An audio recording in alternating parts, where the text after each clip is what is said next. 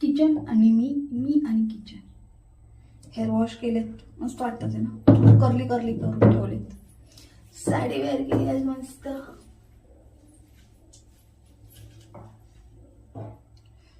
So आता करणारे मी इडली सांबार डोसा. इडली सांबार चटणी, आता फक्त इतकाच मेनू. नंतर ना उत्तप्पा. आज डोसा आणि बटाटा अवॉइड करणारे. आज उत्तप्पा, इडली सांबार आणि आज प्रेम, माझ्या हातांनी प्रेम. ही नाचनी सुनो ना.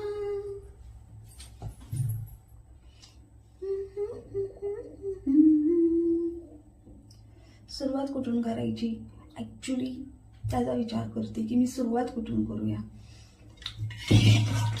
डाळ मस्त शिजून झाली कुकरला.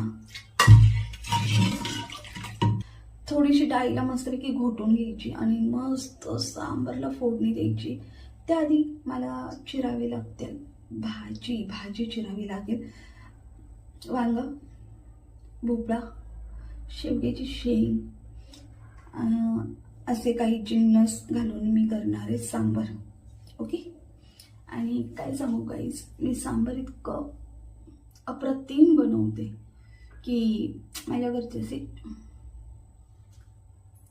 चाटून पुसून सांबारची वाटी खातात.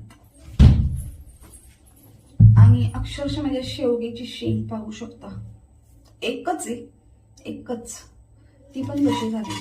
पण ठीक आहे, त्यातली चव येण्यापुरतं शेवगा हवाय. असंही सांबारमधले आमच्या घरात कोणी भाज्या खात नाही, सो फक्त नावाला. ह्याच्यातून जर दसोड्या काढल्या तर राहणार काही. झाडाची आणली होती आम्ही तोडून, एकच होती झाडाला.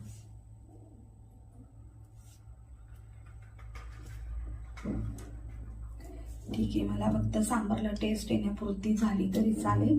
आणि असं काही मला जास्त सांबार करायचं नाहीये, मला इथली सांबार करायचं आहे.